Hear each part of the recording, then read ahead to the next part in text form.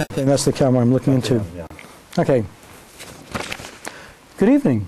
On today's program, we're going to focus on the war in Iraq and American efforts to establish a democratic government there. My guest is Larry Diamond, Senior Fellow with the Hoover Institution and the leading expert on the subject of setting up democratic governments in developing countries. In 2004, he served as a senior advisor to the provisional government in Baghdad, so he has a lot of hands-on experience. Over the course of his career, he has studied and taught about democracy in about 25 different countries.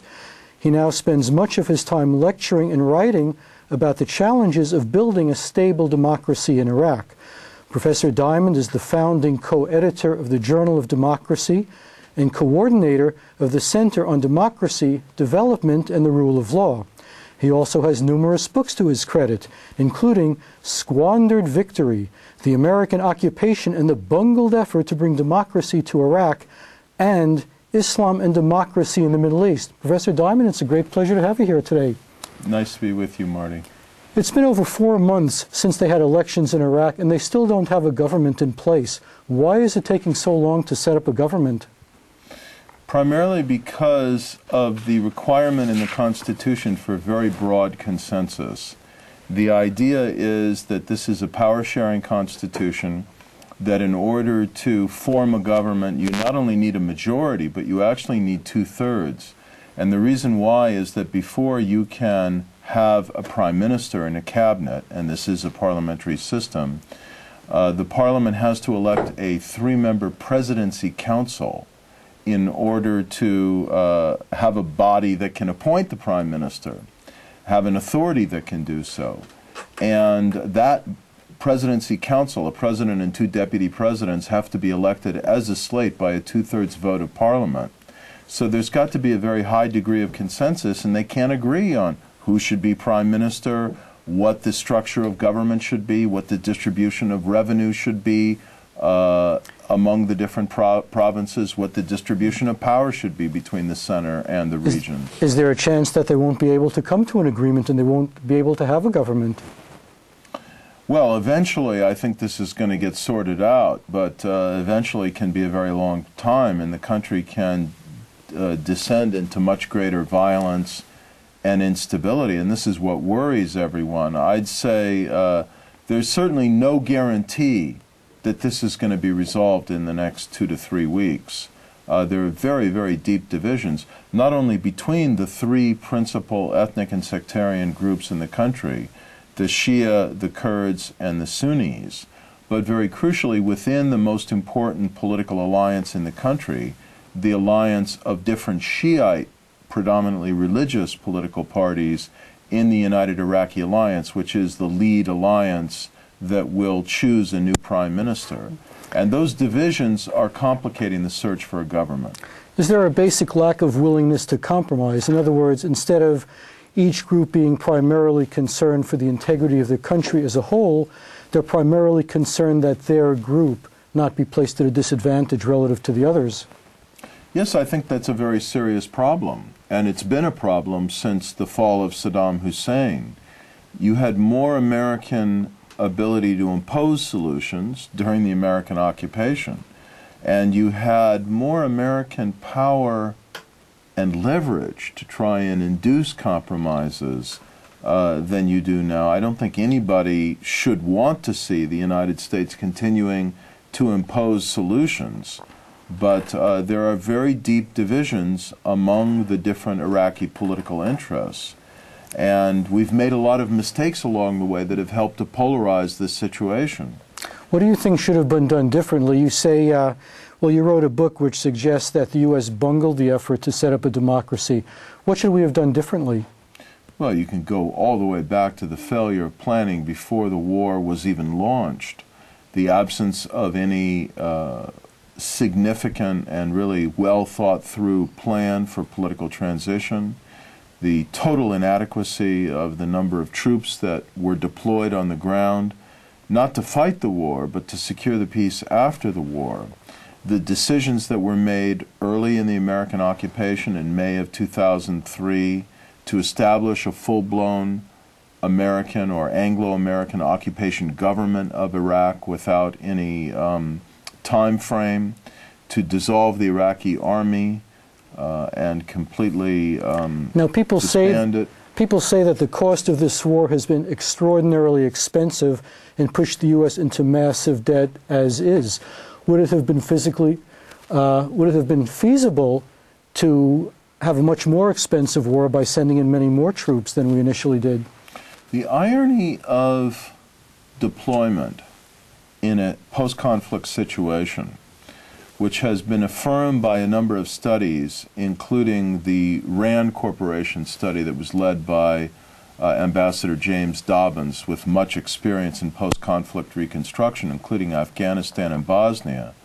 The irony is that the more troops you put in early on to secure the situation and really put a vigorous security blanket over a potentially unstable situation, the fewer you need later, and the more quickly you stabilize the situation and avoid casualties. So I think it could be argued that if we had summoned the level of force early on in invading Iraq, that the United States Army, now pretty clearly it's being established, won't deploy, and was vetoed by Secretary Rumsfeld. If we had done that, we probably would have had a more secure situation, less violence, less effective dispersal of construction resources, and a lower financial burden over the last 3 years. Do most Iraqis really buy into the idea of Western-style democracy? And if they don't, can we succeed in really imposing it on them? Well, first of all, let me say that I thought the war was a mistake. I did not favor going to war because I didn't think that Saddam's regime included an imminent security threat to the United States. I didn't think it did. And precisely because I opposed democracy, of course, that fell in the future. I think that they did want certain basic elements of democracy. They did want to choose their leaders in competitive, free and fair elections. They did want freedom to speak their minds and to join whatever organizations they wanted. They wanted the freedom to practice their religion.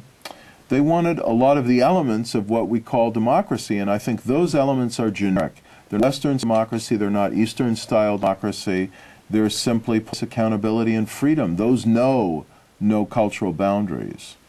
Now, Islam, you wrote a book which discusses the relation between Islam and democracy in the Middle East. Are these things fundamentally incompatible, so that is there a way that they can be reconciled? With my colleague Mark Plattner at the Journal of Democracy, and I think the thrust of these articles is to argue for the compatibility system. Obviously, that compatibility requires an interpretation of Islam that is somewhat reformist, that does not call for a merger of mosque and state, that envisions some separate realm between a religious life and the affairs of government, the affairs of the state. But there are many interpretations of Islam, as there are many interpretations of all the great world religions, and there are many prominent Muslim thinkers and clerics who believe that there should be some degree of separation, that there should be a realm for religious instruction and faith, and a realm for politics and the administration of the state. As really should not too closely... How much influence do Muslims who take that perspective really have in a place like Iraq? Because you also have the other factionists who say Islam is the only true religion, democracy is heresy, the Quran is our constitution, and we're going to fight until we get what we want. Well, the Muslims who are saying voting is anathema to Islamic principles are an extremely small rejectionist minority. There is a much larger swath in the country that wants some merger of Islam in the state, some significant role for Islamic principles in law and in governance, but at the same time welcomes the participation of Muslim clerics and in governance. So the hardest core Al-Qaeda-style rejectionists are an extremely tiny minority in Iraq. But they can do a lot of damage. Of course they have done, and I want to stress also that they mainly a foreign presence in the country. There is a homegrown Islamic, Salafist, or rejectionist element, but it's pretty small in numbers, pretty dangerous in terms of destabilizing capacity. There is a larger share of sentiment that is partially democratic and partially Islamist. I'd say that straddles this boundary.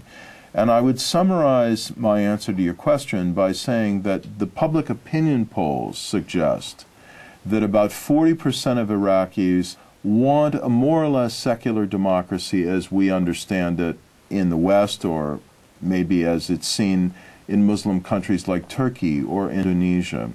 About 40% of Iraqis want some type of Islamic democracy, and I'd say that 40% wants more of a democracy emphasis, and half wants more of an Islamic emphasis.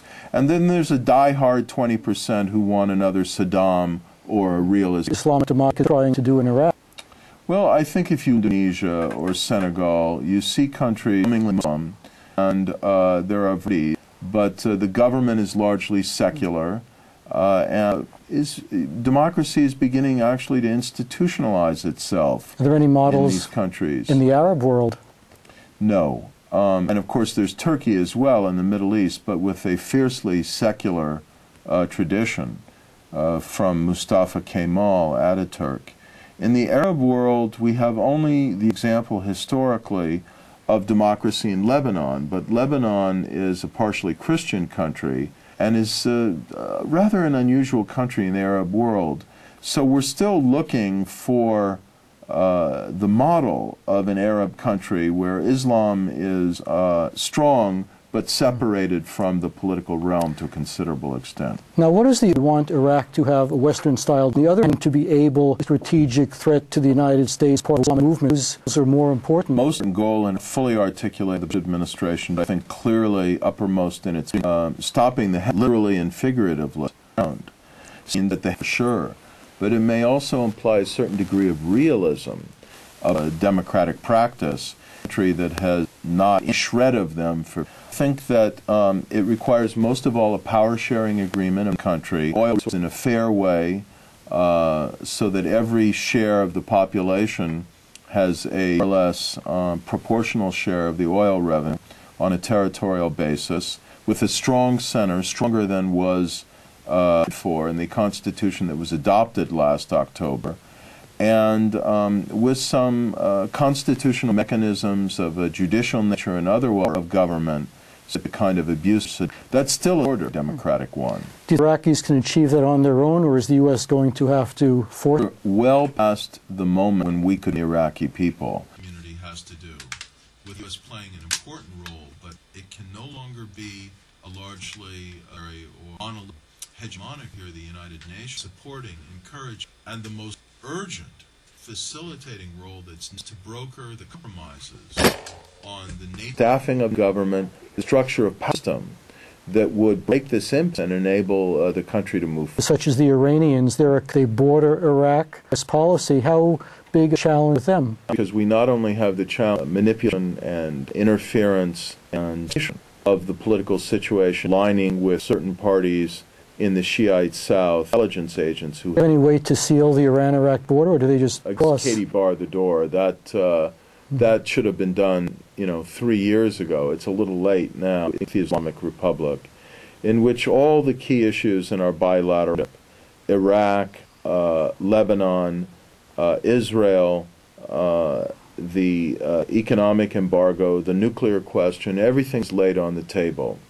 In exchange for getting significantly more responsible behavior of Iran in Iraq and on the nuclear question, and with respect to stopping this bombast about Israel not having a right to exist and becoming a more responsible party in the region and the world. In exchange for that, if we could get that, I think that we should be prepared to lift the embargo and have normal relations with Iran and assure the Iranian people that we're not going to use military force against Iran or to try and change the regime in Iran. That doesn't mean we might not use peaceful democratic ideas and values. Now, these seem pretty committed to the ultimately, conquest offer them that would make them change their mind. I think that for very high unemployment, opportunities to study in the West, a lot of young Iranians want to come to study in Europe, in the United States. Normalization of Iran's position in the world and respect for its dignity as a country. I think hungering for this among the Iranian people, if we were to judicially indicate our readiness for this, our willingness to talk, not to legitimize. Well, let me just finish by saying that if we were willing and able to communicate this, would be a lot of enthusiasm activated and have much influence over government. It's not a democracy, to be sure, but it's a regime that has always depended to some extent on tolerance for it by the society. It's not a pure dictatorship. It has its vulnerabilities. It has its pockets of dissent and independent thought and mobilization. It is vulnerable to the renewal, as has happened periodically over the last 25 years in the Islamic. It is vulnerable to the renewal of broad public mobilization and protest. It wants to avoid that, and so it has to be some responsive to public opinion. President of Iran, Mr. Ak, to make a democracy, then elections, but is the fact it takes that he... free and fair elections, which did not take place in Iran last year. So what else is required? You have opposition parties that have free access to the media so people know that they're there? And they can... Well, Ahmadinejad was elected in a very contorted, distorted election last. Most of the serious reformist candidates, most passionately reformist ones, the ones who would be closest to advocating movement toward democracy and of the power of the clergy in Iran to veto anything they don't like, these reformers were prevented from running by the Expediency Council. So it was a very ordered political landscape. As it was, Ahmadinejad got in the first round only about a quarter of the vote. I mean, he barely made it into the second round. And then he was elected in part because his opponent, former President Rafsanjani, I think the Iranian electorate thought, whatever else, don't give him as a populist. Iranian Revolutionary Guards behind him. He had a lot of intimidating force behind him. The media apparatus and some of it state-controlled rallied behind him. So won an election that was not competitive, open, and fair. I don't think he can be said people. Who is above the security for all the police, and in a pinch he could probably... He could certainly near the out of President of a rift between Ayatollah Ahmadinejad, because the president has been competent at governing. The challenge for American policy in Iran hands by for the implementation. I think it is to make clear our position, make clear our principles, use public diplomacy to reach out to the Iranian people to this nuclear program, and I think obvious in so many respects, squawking and so on, and the harshry. Enough rope, enough... It looks like to develop purposes. I don't think that... It becomes infinitely more dangerous if it obtains a nuclear weapon and conclude a frenzied pursuit. It is a national strategy, and vigorously things is going to... When you say it's going to have one who can... program, nuclear weapons... According to their current ideology, this is something we see a lot in history. Every few ideologies is to trying. I don't think that the leader of Iran want to conquer the world, but I think they want to throughout much of the world. I think that clearly is their ambition. Once they're powerful, they can build. So I think it's a very dangerous regime, a responsible regime, at the same time that is vulnerable internally, is not legitimate, and reined in through a combination of an international... Back to Iraq in called the Transitional Administrative Law, which was then being drafted during the first 3 months of 2004, finally in March of 2004. Second of all, once the interim constitution was adopted, I was asked to go around the country speak to Iraqi audiences, including various provincial councils, the equivalent of our state legislatures, and sell the document to Iraqi people, its provision, and advocate for the logic very prominently, the liberties provisions. Obviously, that put me in an extremely awkward society and set of Iraqi elites who were quite upset about having been excluded from the conversation the transitional administrative should contain. Then as well, I was engaging with groups in Iraqi civil society, youth groups, women's groups, human rights organizations, and so on. Did you have to speak Arabic to communicate with these people? No. In small groups, there were a number of people who spoke English, and I had translators. In very small groups, I often was talking to elites who knew English. And in large public lectures, and I had some quite memorable engagements with groups of Iraqis in large numbers, at for example, in Hilla, translated. Did you feel that most of the Constitution, or maybe to impose this on us, we'll play along with it, but what we want to do is protect our group? I think the logic of group identity and group defense was weaker in 2005, and the nationwide list, and people didn't vote for you ask people to just vote for a party symbol, to vote for an identity and religious lines, then they're going to vote on ethnic and religious lines. Back then, I felt that they were much more open to principles of democracy, work, to be able to have influence. Their option to these was not so much its provisions protecting, affirming that they hadn't been consulted, they hadn't been given a chance to participate, democratic citizens. Now, some people that situation that Iraq is headed for, other people's civil war has already started. What do you think? Is it in a civil war? Or? In the political science sense of civil war, as an internal conflict in which one side is trying to change the nature of the state or some basic policies within it, and which affects, with at least Iraq has been in war since probably.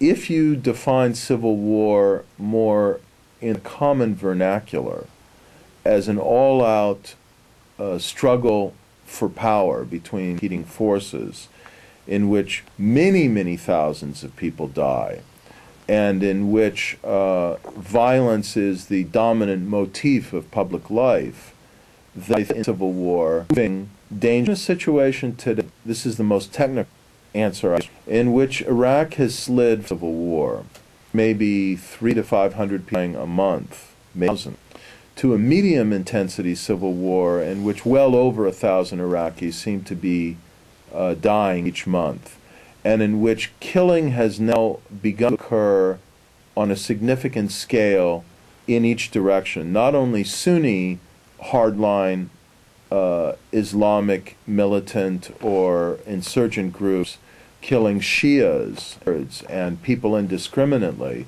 but now it appears squads or significant violence and terror against Sunni community, group violence in a very vicious spiral. Do you think the kind of nihilistic approach, not killing an idea, but just killing for the sake of killing or achieve revenge, for example, a very revered, it didn't strategic advantage, but it made the Shia. In that sense, the not purpose, love, I think, is a bit too. I think it is nihilistic down, rather down to it. Logic is that once you've itself thoroughly enough stabilized civil order, plunged most of their. Al Qaeda is in Iraq compared to. It's not come to rule. Foreign fighters, hated even by many of the Sunni militants who have a lot of them for purely. The reason why Al Qaeda in Iraq, they are disproportionately responsible for the suicide bombings that really terrorized particularly urban communities, devastated police recruiting centers, inflicted quite heavy casualties in the instances. So they've been a destabilizing, destructive force of all proportion to their actual numbers. Well, they're not just interested in Iraq, are they? They're looking for a global system, and there what happens to the Iraqis, their goal is to stir up so much strife that it leads to a world war. I think that's a fair statement, but you've got to start somewhere, and I think part of their goal is to establish a base of operations in Iraq kind of had that for a time in pieces of Al-Anbar province. After all, they were dislodged from Afghanistan. They've got no operation now. I think they wouldn't mind establishing one in parts of Iraq, in the chaos of Iraq, if they can drive out the United States. And yes, I think that they do want to radiate out from Iraq, from polarization between religions, between civilizations, cement a more conflagration between Islam, and in which they would be the voices of the representatives of Islam, the rulers in a new Islamic caliphate. But part of their ambition, I think, is to get control of Iraq, or at least some significant piece of it. Now, there's some pressure in the United States for the U.S. to pull out of Iraq right now. What do you think would happen if the U.S. did that? Oh, there'd be all-out civil war. We'd go from medium-intensity civil war to what Tom Friedman once called Lebanon on steroids, a situation in which the massive violence, warlord control of different cities and communities, group-on-group violence, car bombings of a much more frequent nature, death squads proliferating, a collapsed central government, that would radiate out to destabilize neighboring Arab states and probably generate a much more hostile environment for the State of Israel. Do you think the violence in Iraq would go on for a long time, or would one faction be supreme and become the ruler and establish itself? Who would that be? There is a theory that you would get the latter. There would be a bitter and bloody conflict, defeated, because they're smaller in number, by the superior numbers and resources of the Shia in Iraq, and then you'd get stability, albeit not democratic stability. I think the theory is deeply flawed because it fails to note inevitability that neighboring countries would come to the support religiously or in identity terms. Especially Iran, I would think. Well, not only Iran. If it were only Iran, then the theory would hold. Shia would pummel and subdue the Sunnis in Iraq, and there'd be stability, albeit purchased at a very high price in humanitarian terms. But that's not going to happen. And the reason why it's not going to happen is because every region is going to come from one way or another of the besieged Iraq, and what you're going to have is, in much greater numbers, arms bring in across the Jordanian-Saudi regional conflagration that could burn for years.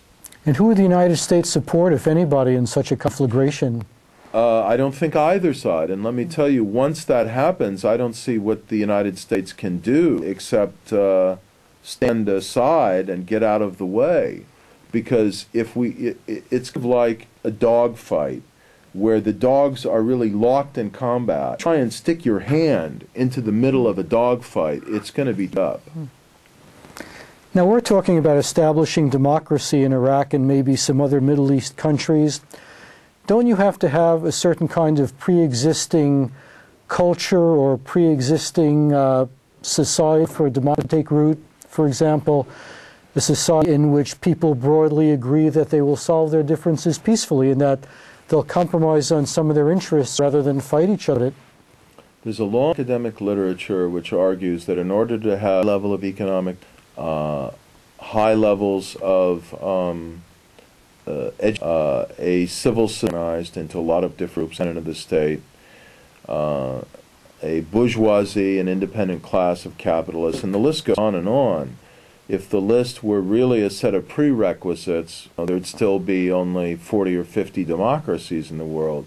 But that the fact that there are about 40% of all the low-income countries in the world tells us that the presumed preconditions for democracy are not literally preconditions, but only stating one, some commitment on the part of political elites to democracy as a system of government for whatever reasons. They may be purely instrumental reasons initially, and some willingness on the part of these contending elites to compromise and settle their differences by peaceful political means, not through violence. Once you have that, if you can make it work through a constitution secures the basic end of these contending elites, then the other conditions for supporting democracy gradually over time.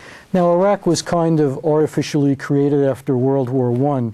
It was part of the old Turkish Empire that lost the war, and then the British kind of redrew the boundaries so that no one nation could have too much dominance over the others.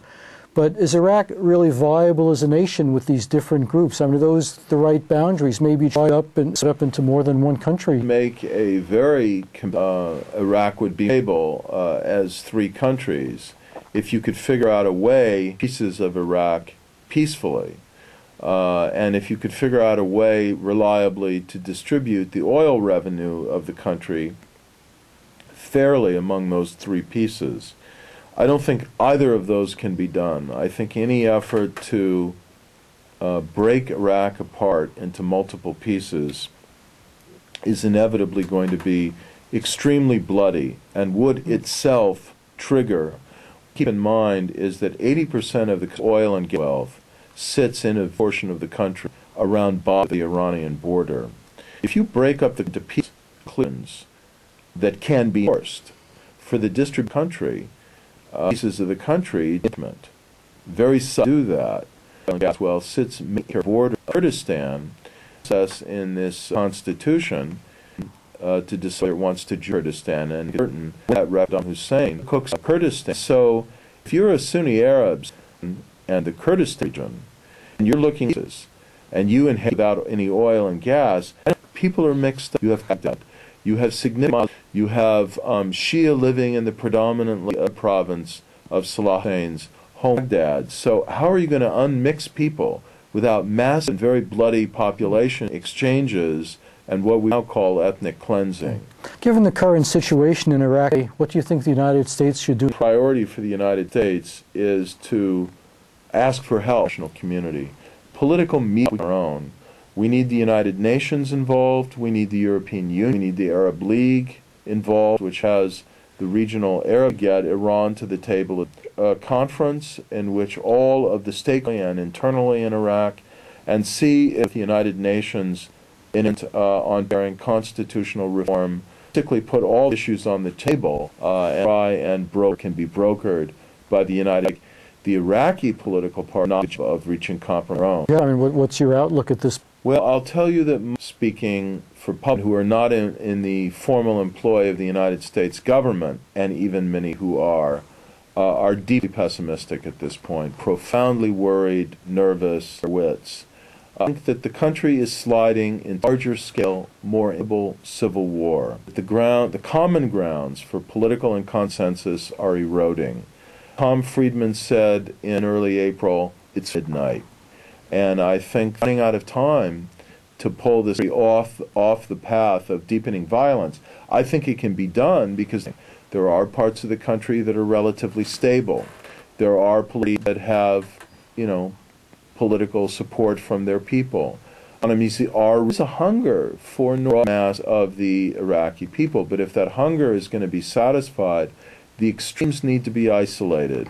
And people who feel that they have a stake in a peaceful political future have to make compromises and come together to forge a power-sharing government and a viable federal bargain. The current one, Constitution, is not viable because the center is too weak and the distribution of revenue to the different parts of the country is too uncertain. It gives too much control over future oil and gas wealth to the source areas of the country. So we have a huge mediation, and with the pressure growing, I don't want to say it's hopeless. And if I'd hate to think about that, because I think if mediation slide into all-out civil war, at that point, 35,000 American troops will be enough to contain it. I think that it would be very difficult for the United States. We might have to retreat to certain parts of the country. We'd certainly have to call on international forces in very large numbers if we wanted to try to stabilize the situation. Otherwise, we might have to withdraw and try to, or withdraw from parts of the country and try to pursue a regional strategy that would at least protect the security of some of the neighboring countries like Jordan. But we really don't want to go there. That's a very, very nasty, ugly, destabilizing stuff for the United States and the region. Talking about the difficulties of getting two sides together, let's talk just a little bit about the Israeli-Palestinian conflict. Palestinian Arabs voted overwhelmingly to select Hamas as their leaders. Does that mean we should just forget about peace altogether, accept that this is a war? No. But it does mean that Hamas needs to be held to account. You had a terrible in Israel, which 9 people were killed, and basically said, good work, the suicide bomber. How can you accept, not to mention money and legitimacy, to a government not just silently condoning, but publicly, actively kind of violence? I think it's totally the majority of the Palestinian people to try financial to the Palestinian people as much as possible rather than threaten, and the supports terrorism is not legitimate. The Palestinian people and their leaders. Of course, that's just what I said. Right, distinction about Israel. Any Jew is fair game. It's rather asymmetrical. It's illegal. It's unacceptable. And a strategy of engagement with and the Palestinian society don't necessarily support the perpetuation that gives legitimacy and proper peace. Do what we can to help, but we're not going to legitimize and support a terrorist government in the Palestinian territory. Now, Hamas seems pretty accept Israel's actually comments before we close. No, I think we're at a difficult period for us to promote democracy in the Middle East as a result of deepening crisis in Iraq, with Iran, in Palestine is a more sophisticated and incremental strategy for goals. Very good. I'd like to thank you for the talk and your reply very much. It's been a few. Okay. How long?